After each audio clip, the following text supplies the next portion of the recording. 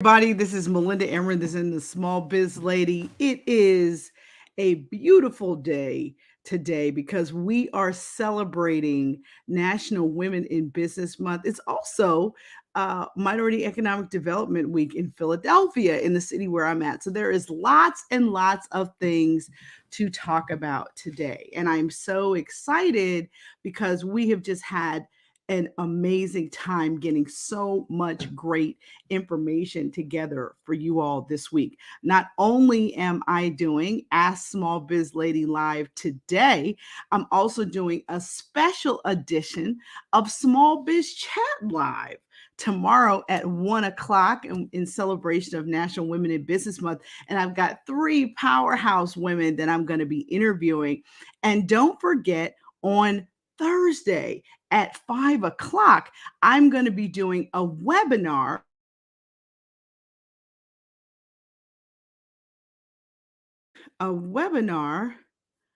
on how to my webinar is on the 9 sales funnels every small business owner needs. So for those of you who have any questions or have anything that you guys want to talk about today on this Ask Small Biz Lady Live, we're going to be talking about the recession. Now, I know a lot of people are saying that the recession is coming. You guys, listen, the recession is here. It is here, and people are really going to start feeling the pinch by the end of December. So, as business owners, I think it's really important for us to talk about recessions and how to handle them. They tend to happen actually every 10 years. So, we were due for a recession, but unfortunately, that pesky pandemic jumped in here in 2020 and has lingered through 2022. That has had some lingering drags on the economy. But make no mistake, we were due for a recession and it is here. We have had 2 consecutive quarters of negative GDP. So we are absolutely in a textbook recession right now. But what does that mean for your business? So let's talk about that. First of all, what I want you all to know is that recessions tend to happen every 10 years and they last typically 11 to 18 months. Now, that is usually a really tough time. Typically, we see the banks pull back people's lines of credit. We see credit cards lower people's ability to spend. Those things you're going to start to see. If you haven't seen them happen yet, they're going to start happening soon. So you want to get prepared for that. You also want to be looking at your own spending and expenses and things like that. And I'm going to get into that in just a second. But the other thing I want you to know about recessions is there's actually some good things about recessions. Now, when recessions happen, they tend to last, as I said, 12 to 18 months, but they usually usher in 10 years of prosperity. The last recession we had ushered in 88 months of prosperity, of growth, of progress. So it's like it's going to hurt for a minute and then it's going to be okay and it's going to be better than ever. But what are some of the things that you can do to prepare yourself for the recession and make sure that it doesn't wipe you out? Well, number one, you want to shore up as many long-term contracts as you can. You want to get as many reorders in the door as you can. Your number one priority right now is to keep your customers. It is extremely important. And the reason why is because certainly we all have mechanisms to attract new customers, but I want to tell you that you want to position yourself to keep your customers because repeat customers tend to close 60 to 70% of the time, and their second and third orders tend to be bigger than their first order. So you want to make sure that you are touching base with your customers, that you're not focused on what they need right now. You want to be focused on what they need in the future. So you want to have a conversation with them so that you can become a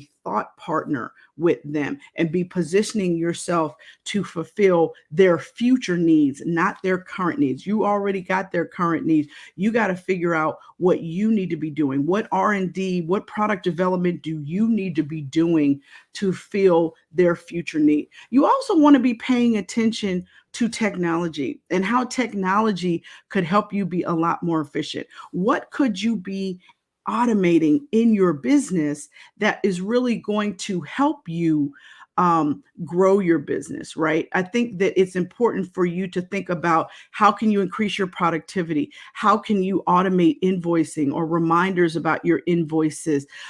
What can you do to speed up your marketing and engagement? Do you need to create an email marketing program? Do you need to create a new lead magnet to drive folks to sign up for your newsletter list or your email list? These are things that you want to be thinking about now. You want to be planning for now. Now, let's talk about your actual expenses. You need to cut unnecessary expenses now. It is extremely important that you do not spend any money that you don't need to. And in that same vein, you want to be socking away 6 months, if you can, 12 months of payroll, so that if things get wonky, if your line of credit gets pulled back, if your clients start to pay you late, you at least can protect your team with your payroll. So you want to make sure that you're socking away money, and probably in a money market account that can earn you just a little bit of interest. Don't just put it in a regular old savings account or something like that. So you want to have a pool of money, an emergency savings account, if you will, for your business, so you don't get caught out there, and you can keep your team, because it's going to get harder to borrow money. It's going to get harder to get lines of credit.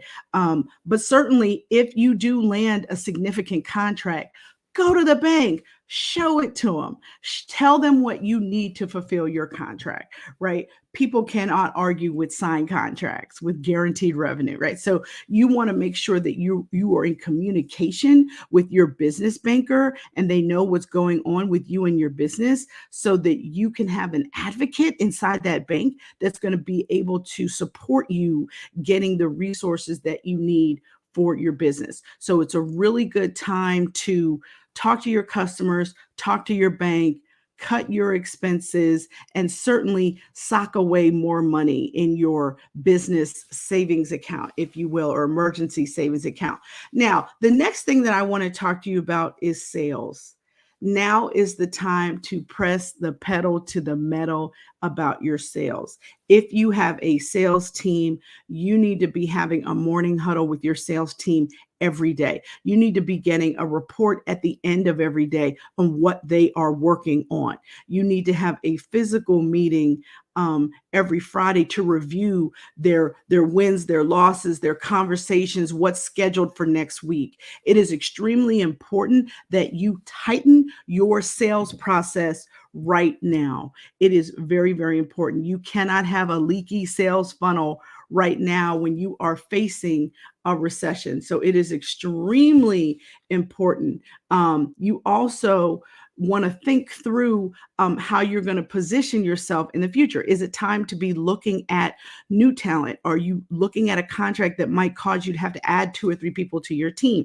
You definitely want to be pre-interviewing, looking at Indeed, looking at LinkedIn, seeing who you can find to have on your, like, warming your bench. They're not going to be on your bench yet, but you want to have them in the wings, so that if you get the green light, if you get the contract, you can add them quickly, you can onboard them. But your salespeople are now the most important people in your business, because they're going to be helping you drive revenue in your business. Most certainly, you still need to be doing excellent customer service for the clients that you do have. You want to be responsive, you want to be respectful, you want to be helpful. You should be checking your online reviews. If you're getting any bad reviews, call the people up, fix it. Do everything you can to keep that positive goodness about your business out there. Now, certainly you cannot please every client, but you need to make an attempt to find out what their problem is, because most likely it's an opportunity for you to learn, for you to fix something, for you to retrain your staff. You just want to make sure that it's not about people buying your stuff. It's about customer experience. Customer experience is the most important thing. What is it like to work with you? What is it like to work with your team? Are you guys great? Are you guys smiling when people come through the door? Can people hear your smile over the phone, right? Are you happy? Are you appreciative of their business? Because we know as small businesses, nobody owes you business. So you want to be extremely appreciative. You want to be grateful. You want to make sure that you are doing everything you can to be supportive and helpful to them, whether it is walking them through how to use your product or service, or how to use your course, or what pages in your book are the best pages for them. These are all things that you want to be thinking about for them. Now, we are going into the holidays, so let's talk about how to get ready for Black Friday, Small Business Saturday, and Cyber Monday. We know that Small Business Saturday, that is our day, but I would not concede Black Friday. You want to make sure that you already are talking about what you're going to put on sale and what day it's going to be put on sale and how long they're going to have to act. Look at what you can bundle together. Can you bundle a new offer, like a product that you know that you have that's really popular? What are two other products that you could put together? Make it a basket, make it a bundle, whatever it is. Are you a professional service business? Can you pre-sell your services for next year? Are you an accountant? Can you offer a flat fee on bookkeeping next year? I mean, you want to figure out ways to get cash flow in the door. So maybe you offer people quarterly payments for their bookkeeping services just to get cash flow in the door. If you are offering a course, what can you add to it? What are your value adds that you can add to your course, really to make it something that is a no-brainer, that people can't miss out on, because this extra thing you put in there is the thing that pushes them over the top. The main thing is that you've got to communicate your offers. You got to make sure people know your value proposition, and you got to tweak your value proposition. If it's not landing on people the way you want, perhaps it's not strong enough. Perhaps it's not good enough. It's not a compelling reason. Remember, people buy when there is pain. People are looking to solve problems. So what is it that you have that solves a problem for people? That is how you want to think through what it is you're going to offer. And for the holidays, you need to make it an unbelievable offer, like 50% off. And certainly don't be tacking on shipping fees. We know that shipping fees are the number one cause of shopping cart abandonment. So you don't want that. And guys, 70% of the time people abandon carts.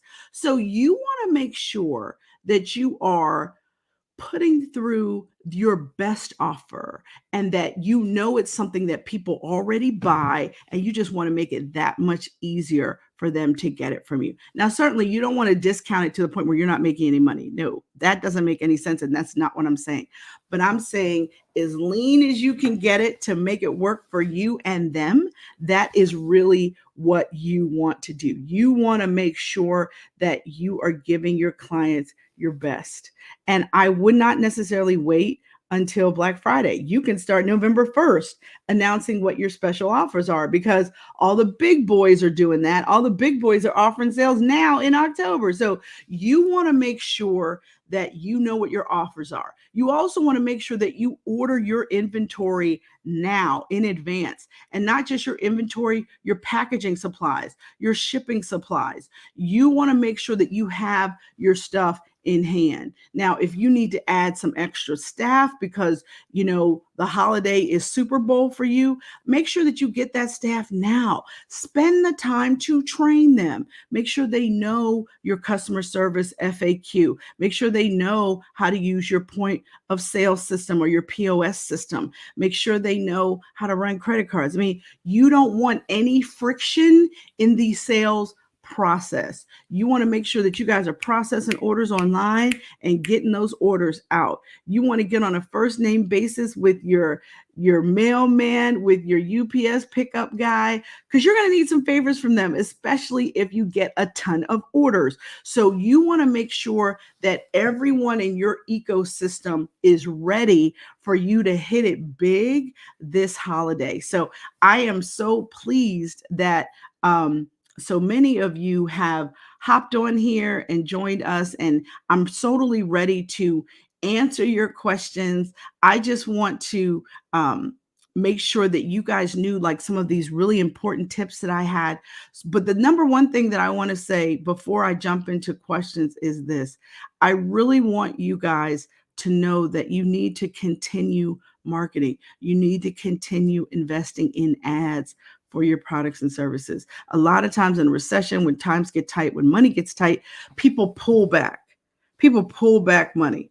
No, this is the time to go all in. This is the time to invest more. The people that won during the pandemic were the people that kept advertising. And so you don't want to be one of those people retreating. You really want to make sure that you are moving towards, you want to make sure that you are moving towards um, what you want to have happen for the future. Don't act like the sky is falling. Act like you have the best offer and you need to make sure people know about it. So if you have that mentality, you're going to keep going. You're going to keep pushing. You're not going to watch the news and get clinically depressed about what's going on in the economy. You know you've got a great offer. You know that you've got a solution that really helps people and you can highlight your results. You've got social proof, you've got testimonials. Then you need to keep pushing. You need to make sure that you get the word out there, that your messaging is clear, that you're sending emails. Those are the things that I would say first and foremost. So now I want to kind of switch over now that you guys have heard my recession proof manifesto. I want to jump over now and talk about some of the other questions that people have submitted. So there's a couple that I have here, and then I'm certainly open to questions. So please, add your questions to the comment section, please. So let me see here. I see a couple of questions. What is the number one thing you must do to thrive in a recession? I think you've got to focus on your existing customers and keep marketing and advertising. I really think that's the number one thing that you should do to thrive in a recession. It's not about new customers, it's about keeping the ones you already have. One of the other questions that I see here is how likely is it that I will be able to renegotiate my loans with my bank? And do you have any tips on how to do that? Well, certainly you want to be talking to your bank. If you get to the point where you are unable to make loan payments, that is when you want to have a conversation with your bank. Now, you have a lot more leverage to negotiate with a bank if you have an SBA guaranteed loan or an SBA guaranteed line of credit, because the SBA is the guarantor of your loan. So you can get the SBA involved if your bank is not responsive to you. You can actually, reach out and get the SBA to intervene for you with your bank to help them negotiate with you. But usually you have to be 3 to 6 months behind before they'll negotiate with you. They won't negotiate with you if you miss one payment. Unfortunately, you got to be kind of really in the rears 3 to 4 months in order for them to be willing to negotiate with you. But you have a lot better chance if you get started, selling online. So here's another question that I see here. Do you need a large following on social media to get started selling online? And how do you acquire followers? I don't think you need a large following on social media. What I think you need is an engaged following, because I've seen people with 1,000 followers do better than someone with 100,000, because it's really about engagement.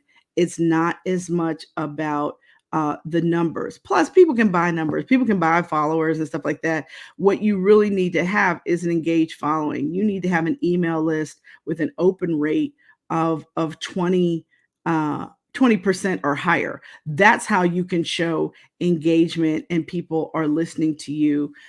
So that's really, really important. Um, Here's a great question that I just got.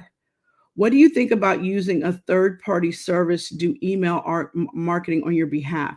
It's very expensive and won't be personalized, but it will reach more of your target audience than you could do on your own. Honestly, I am not a big fan of third party email marketing because I think sometimes it comes off as spam. What I would do is get a third party company to develop a sales funnel for you. And if you're doing those emails, you worked on them together and they are more personal to you. I don't think you need cookie cutter email marketing going out. People want personalized communication, and you also want to make sure that your list is segmented because every email is not appropriate for everyone on your list. So I certainly think you can reach a wider list, but if it's not reaching people that are actually interested in talking to you, you're just a spammer. So I would say pay someone to build a sales funnel for you and then have the follow-ups be more personal to them. All right, here's another question. Um, how can you choose the best social media channels to sell on?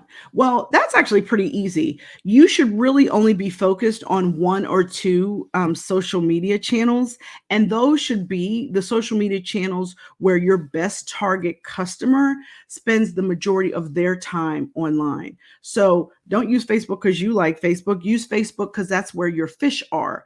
But when you want to look at the biggest social media site is Facebook. The second one is YouTube. The third one is Instagram. The fourth one is TikTok. So don't sleep on TikTok. But I think that you should look at um, the kinds of things that are going to make sense for you and the content that you actually have to share. So I would definitely say, look at one or two sites, and they should be the ones where your target audience is the most engaged. Next question I see. What cost should I cut first? You know, one of the biggest costs that all of us have that we don't really pay enough attention to is all these doggone pieces of software that we are subscribed to.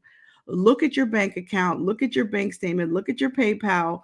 What are you paying for monthly? Are you really using that New York Times subscription? Are you using Zapier? Are you using any of that software, QuickBooks, whatever? If you're paying for software, make sure that you're actually using that software at least once a month or once every other month. If you're not, it's probably time to cut that expense.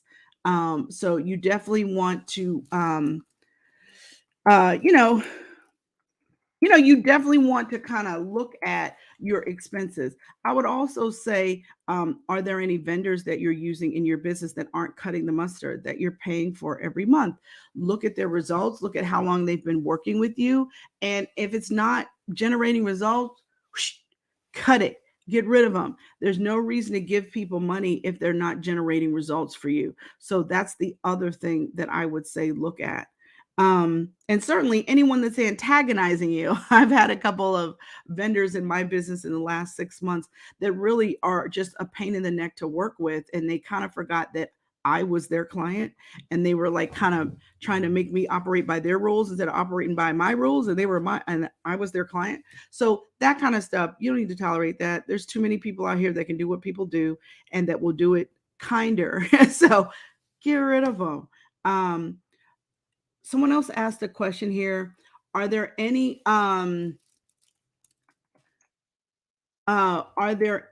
government assistance programs for small businesses to help during the recession? Not really. I mean, I think that the SBA did more during the pandemic than I've ever seen them do in my entire lifetime. Um, and I really am just not sure that there's any official government assistance programs. Like I said, if you have an SBA line of credit or an SBA loan, you can get the SBA to help you appeal to your bank for better terms. Um, so you kind of really want to think through that stuff. Um, but I think that it's really important for you to just understand that you're on your own. So the best way to work through this recession is get more business. I mean, honestly, that's what it's going to come down to, because your bank is not really going to help you. There aren't any, there's certainly still grant programs out here, but not in abundance like they were during the pandemic. So I really think your best bet is going to be to grow your business. Just get your customers, keep your customers. That kind of stuff is really going to be your best bet. So someone's asked a question about, they said that I mentioned that they should go all in on marketing. Where should they start? Well, for one, you should start with what's going on with your website. Do you have a really good lead magnet with a really strong call to action? And whether that call to action is download this, sign up now, sign up for my newsletter. You want to make sure that your website is your number one sales tool. So if you have any money to invest it in your website, because you want to be creating content that is answering a question for a client that's looking for a product or service. So you definitely want to be strategic about creating a new lead magnet or a new ebook or a new checklist or mini course or something that will draw in people to give you their contact list. The next thing I would say is look at creating a sales funnel that will drive traffic for you automatically. Like you automate your sales funnels. So, but you got to build a good one and you got to test it. You got to make sure that it's really converting people.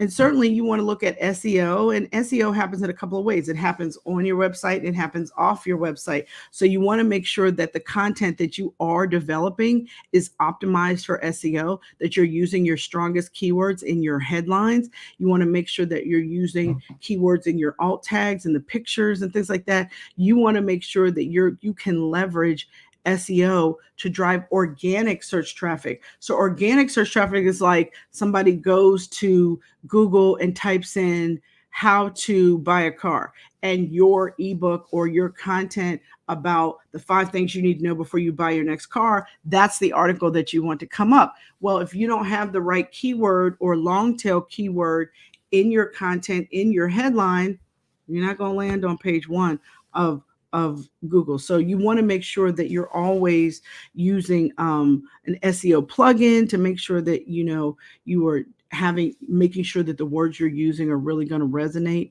with searches. And so that's really important. If you have a little bit more budget, you can invest in an SEO company to help you optimize your website. And SEO companies go on your website and do things to, draw more authentic links, backlinks to your website and things like that. They will sometimes change some of your existing content to make it more SEO friendly, things like that. But that's expensive. So you really do want to make sure that you can do all the free things you can do first before you invest in an SEO company. Let me see. Is there another question here? Okay. Someone said, I just created a new membership site on a different platform than my main site that I've used for the last 4 years. I can add my main site pages to the new membership site, but I lose the organic SEO traffic from the main site. Do I save money per month through consolidation to only one site? That's actually a tough question. If you have been building up really good link juice in the last 4 years to your blog, I worry about you moving your content over to your brand new membership site that has no traction at all. If you have traction, if you are, driving organic search traffic to a site after 4 years that you've been building content on, honestly, I would maintain both of them. And I actually have the same issue in my own business. So I have succeedasYourOwnBoss.com, but I also have SmallBizLady University. And SmallBizLady University is a completely different, it's a completely different site. And we decided to build it as its own site because at first, when we developed our first course, it was just a landing page on Succeed as Your Own Boss. But once we got up to 4 courses, it just was crazy to have all those things on landing pages. So we built an entire, ed tech platform for Small Biz Lady University. So I know what you mean. But my site's been in existence since 2009. So there was no way we were going to take down succeedasYourOwnBoss.com. But I definitely tell you that, I would build up your membership site, but I would still keep your other site because 4 years of link juice is 4 years of link juice. So I wouldn't just cut it off. All right, let me go back to, there's some more questions over here. Let's see.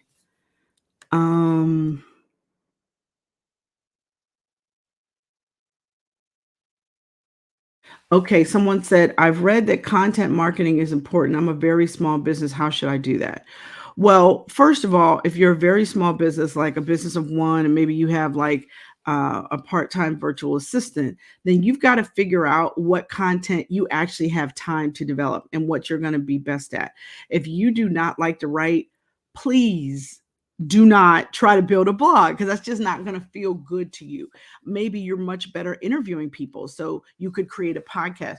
Or if you're really good on video, or if you have a really visually stimulating business, like let's say you make cakes or something, you can definitely build video content. And honestly, video content is converting better than any other kind of content on the internet. And you literally only need 15, 30 seconds of it. So I really think that it's best for you to figure out which kind of content you like to produce, and then what platforms do your potential clients most engage with you. So I would figure out your content story first, like what kind of content, and then I would figure out, which platform you want to put it on. The other thing that I would say too is you want to make sure that you can record a good amount of content at one time. So one of the things that I like to do is, many of you who follow me online probably have seen that I post boss tips. And what I tend to do is whenever I have on hair and makeup, I will record 4 to 6 boss tips that day, just so I can have boss tips in the hopper ready to go. The other thing too is, in the beginning, when I first started doing boss tips, I would number each one. And you know what? I stopped doing that. I just said, here's today's boss tip. And that gives my social media team a lot more flexibility to publish that content without me saying, and this is boss tip number 105. So I think that for me, it works better to batch record content. And I'm also the queen of repurposing content too.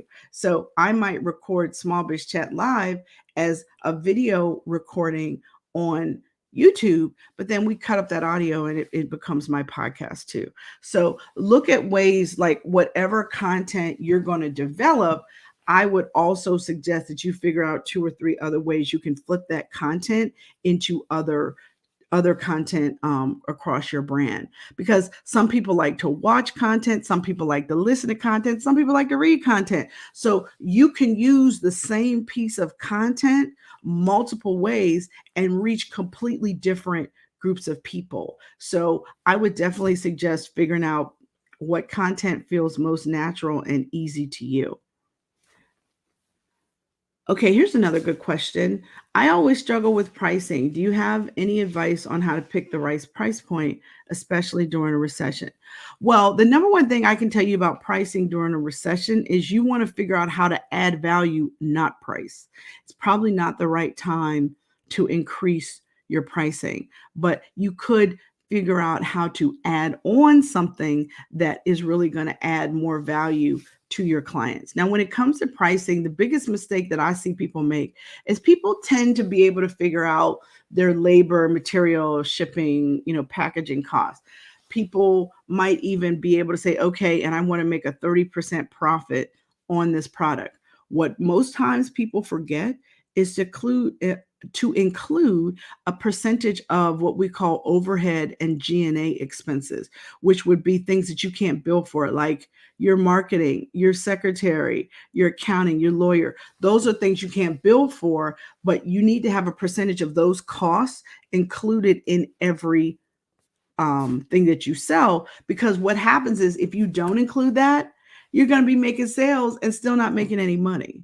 So it's really important to work with your accountant so that you can figure out what all of your costs are, including your overhead costs, so that you can make sure that you're pricing your products appropriately. A lot of times people price their products based on what their competition is pricing, and they might be 10 cent more, 10 cent less.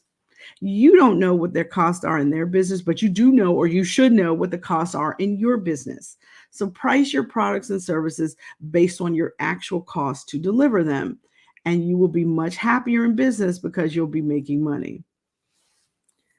All right. I see another question over here. Let's jump back over here. Okay, what is the best strategy to get more patronage in relations to cleaning services? Well, number one, I think doing a great job, getting great referrals, offering people deals to refer a friend, 10% off their next cleaning if they refer a new customer. I think your business is a loyalty business, but you've got to make sure that your cleaners are showing up on time, they are prepared, they are, doing a good job. They're not missing dust bunnies under the couch, right? I really want you want a cleaning service to be invaluable to the people that you're working with. And so if you have all of your cleaners, train, like do customer service training with them, not just how to clean, but how to, engage a customer. All of those things, maybe at the holidays, have them bring poinsettias to people's houses to, for the holiday, things like that, just to ingratiate themselves to the people whose homes they're cleaning. That is going to make all the difference. Now, if you're doing commercial cleaning, then you've got to figure out how you can engage the facility manager to give you more opportunity. But you got to be careful about, things like gifts and things like that to people in corporate America, because there are some strict rules certain businesses have against giving a gift over $25 and things like that. So you just want to make sure that you understand what the rules are when you're engaging a corporate client for a cleaning opportunity versus a residential client. But great work, I think, and developing a loyalty program is going to be the best way for you to build up your clientele. All right, let's go back to the other side and see if there are any more questions here. Oh, someone asked, how can I get started with social selling? Um, Now, social selling is when you're doing direct selling right on social media. And really, I honestly think social selling works best for product based businesses, especially if you've got testimonials and things you can point to, or great video talking about why people need this product. So I would suggest, again, focus on one platform first to test.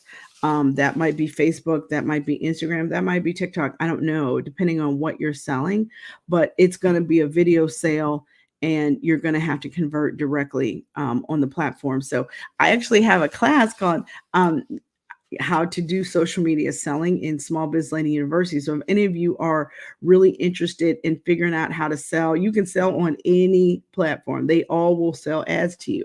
So we break down each of the 7 major platforms, including Pinterest, LinkedIn, TikTok, Twitter, Facebook, Instagram, so that you can learn how to sell and market online. So I am really excited about that. I have a general course too on how to sell and market online, just how to get started with e-commerce.